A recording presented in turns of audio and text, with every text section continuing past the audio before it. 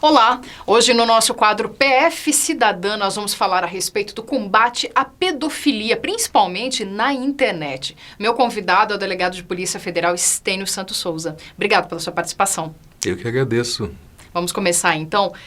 Para começar, né, assim, o que é a pedofilia? O que caracteriza a pedofilia?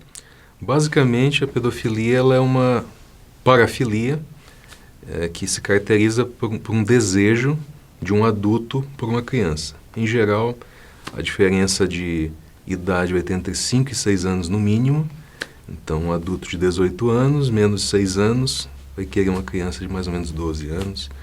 E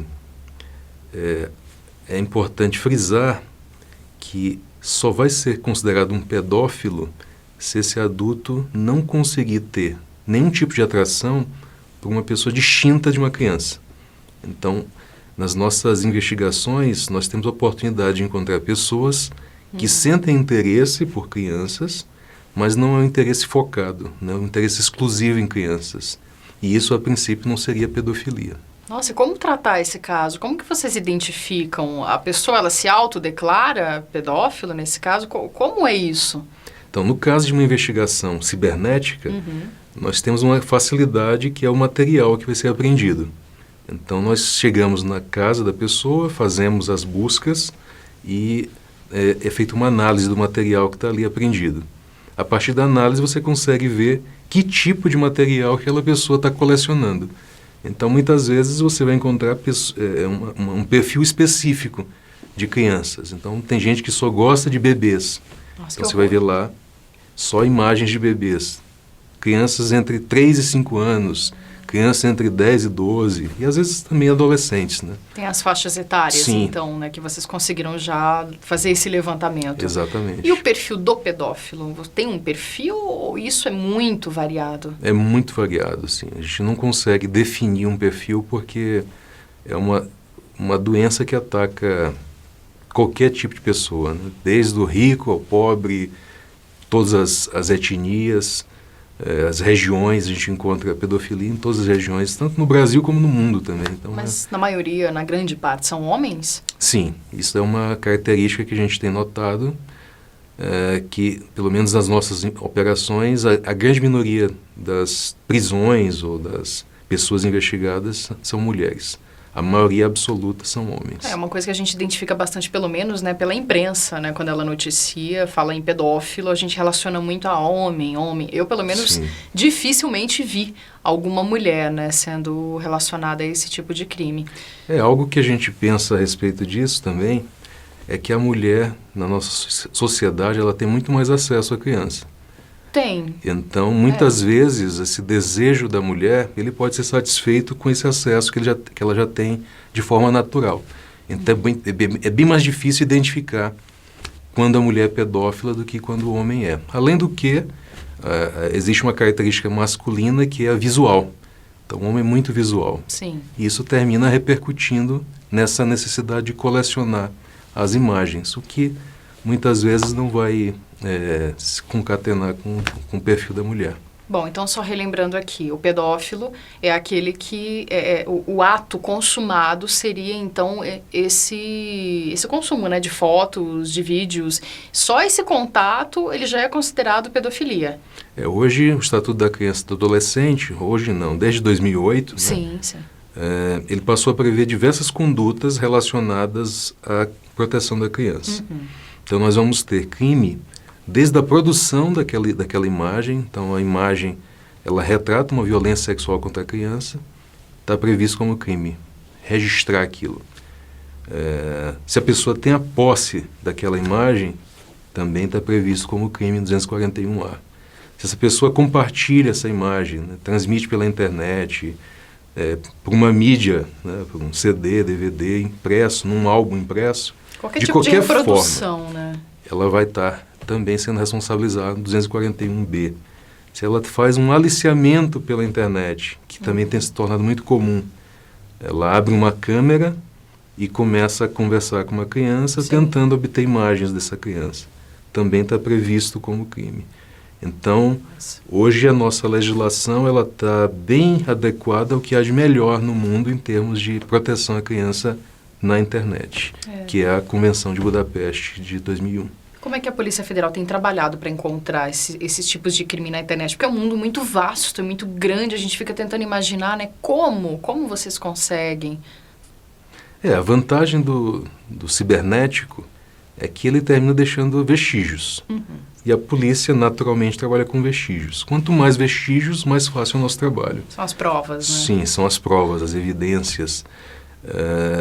A polícia ela trabalha com provas que são encaminhadas por denunciantes e também atua de forma proativa. Nós temos ferramentas que nos permitem monitorar as redes sociais, as redes ponto a ponto, os sites que estão aí disponíveis. Então, muitas vezes, a própria característica da internet, né, de disponibilidade, facilita que não só as pessoas em geral têm acesso a esse conteúdo, como a própria polícia. A gente está falando aqui sobre reprodução, né, de fotos, de vídeos, e hoje, né, todo mundo tem uma rede social, todo mundo gosta de compartilhar fotos. Muitos pais que eu vejo, até conhecidos meus, colocam fotos das suas crianças, muitas vezes as crianças seminuas, né, só com, tá só de fraldinha, ou então tá só com um biquininho, acha bonito. Qual que é o cuidado que o pai tem que ter nesse momento? O grande problema que eu vejo hoje com as redes sociais é porque os pais não têm a noção do perigo que elas representam para as suas crianças, né? Em regra, as redes sociais elas estabelecem uma idade mínima para que as crianças tenham acesso. Em geral, 13 anos é uma idade mínima para se ter uma criança em rede social. Então, você está colocando o seu filho, você está expondo o seu filho para pessoas no mundo inteiro dos mais diferentes perfis. E muitas pessoas que criam, inclusive, páginas falsas para conseguir ter acesso a mais crianças. Sim. Né? Então, talvez o maior problema hoje seja os pais tomarem conhecimento desse risco e começarem a tomar as mesmas medidas que eles tomam fora do mundo online. Né? Você não deixa seu filho sair sozinho, você não fica colocando seu filho para ficar exposto, né, para qualquer pessoa, na porta da sua casa, dizendo assim, olha aqui meu filho exposto. Então, quando os pais começarem a tratar o mundo online da mesma forma que tratam o mundo offline, com toda certeza isso já será um grande passo para a gente tornar a internet mais segura. Como que os pais podem identificar que o filho está sendo vítima de pedofilia? O que a Polícia Federal, nesse momento, traria como recomendação para esses pais? É muito importante que os pais estreitem a relação com os filhos. Né? Muitas vezes, por conta desse nosso mundo cheio de obrigações, de tarefas, nós passamos muito tempo fora de casa e não damos atenção devida às crianças. Né? Então, a gente termina delegando à televisão, ao computador, às amizades virtuais, uma tarefa que é do próprio pai. Então, eu penso que esse é o primeiro passo, você tentar conhecer seu filho, saber qual que é o comportamento natural dele e, a partir dali, estreitar a relação. Estreitando a relação, o filho vai ter confiança de perguntar para o pai quando for questionado, né, a respeito de um amiguinho virtual, né, um suposto amiguinho virtual, Sim. lhe pedindo alguma coisa, lhe pedindo uma imagem, lhe pedindo um vídeo. Que é bem comum, né, hoje em dia. Não é incomum, né, inclusive fora da internet. Nós tivemos uma operação no Paraná, né, que inclusive de repercussão internacional, em que o rapaz era um estudante de medicina, ele atraía crianças do bairro dele por meio de entrega de brinquedos, presentes. Olha só. Então ele fazia amizade com essas crianças, levava para casa deles e lá cometia os abusos. Então onde é que estão os pais dessas crianças que não sabem onde elas estão? Né? Então isso precisa ser reduzido mediante o estreitamento das relações entre pais e filhos. Eu acho que esse é um caminho, talvez, o mais importante nesse primeiro momento. E quando os pais identificarem e realmente constatarem que se trata de pedofilia, qual é o próximo passo? Você precisa imediatamente entrar em contato com a polícia. Né? No caso de um abuso sexual contra a criança, a Polícia Civil, geralmente uma delegacia de proteção à criança, e quando envolver imagens, transmissão de imagens na internet, a Polícia Federal da sua região, né? Esse aí é o passo principal. A nossa ideia é sempre tentar reduzir ao máximo o dano, né? E aí já existe um entendimento, uma compreensão de que todas as vezes que a criança é novamente entrevistada a respeito do abuso, ela sofre o dano, então o dano se repete. Então o que a gente quer é que evitar essa repetição do dano. Então, quanto antes ela fizer a primeira entrevista com a polícia da forma adequada, científica, e conseguir registrar tudo aquilo que ela precisa dizer, a ideia é que ela não precise mais falar a respeito daquele tema. E aquele depoimento vai ser o último, o primeiro e o único, de modo que ela possa, logo em seguida, ser encaminhada para uma unidade de psicologia, né, que possa fazer o acompanhamento e o tratamento que, em geral, esse tipo de situação termina demandando um trauma, né? E esse trauma precisa ser tratado o quanto antes, porque senão vai para a vida adulta. É, isso que é mais complicado, né? Um trauma que persiste ali ao longo da vida. Bom, nós falamos aqui a respeito dos direitos, né, da criança e do adolescente, mas existe uma legislação específica hoje para casos de pedofilia, para o pedófilo? A gente tem o Código Penal, né, que trata dos crimes contra a criança. Né? Você vai ter o estupro de vulnerável, por exemplo, né? Artigo 213 lá do Código Penal. Você vai ter 217, desculpa. Você vai ter o próprio ECA, que eu chamo de ECA cibernético no meu livro, Investigação Criminal Cibernética. Mas isso não é um cuidado com o pedófilo, né? A gente tem que deixar bem claro, como foi dito inicialmente, Sim. Não é o pedófilo que está sendo investigado ou processado. É a pessoa que comete o abuso. Seja o abuso físico, seja o abuso virtual, cibernético. Então, a legislação penal, ela protege a criança, me parece, de uma forma bem intensa.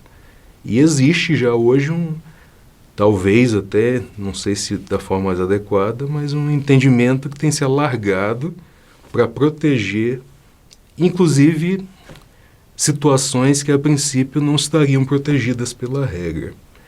Hoje tem uma decisão do Superior Tribunal de Justiça que estabelece que, mesmo quando não há a genitália da criança, que é como o artigo 241E do ECA exige, pode ser também considerado crime de pornografia infantil ou de abuso, exploração sexual contra a criança. Que está pegando a imagem, né, daquela criança, então...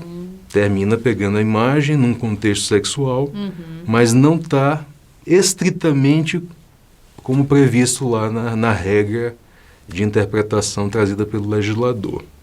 Tá? Então, a gente percebe que a questão da proteção da infância é tão forte, né? A Constituição Federal ela coloca como única prioridade absoluta a proteção da criança, né? Então, isso termina influenciando também os tribunais nas decisões. E não sei se de forma equivocada ou não, né, a gente percebe que há sim uma proteção bem intensa nesse tipo de crime.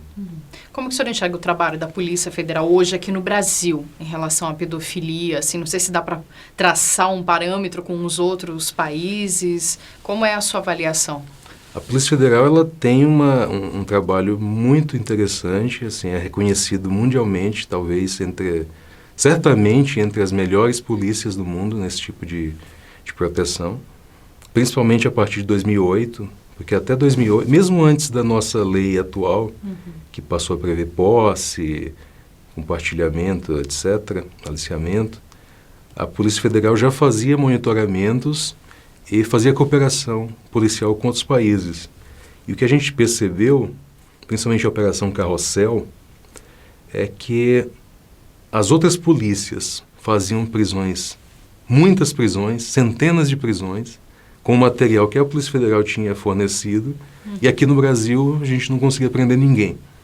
Né? Então, a partir de 2008, e a primeira operação que a Polícia Federal fez com a nova lei foi a Operação Turco, né, que eu estive à frente, coordenando,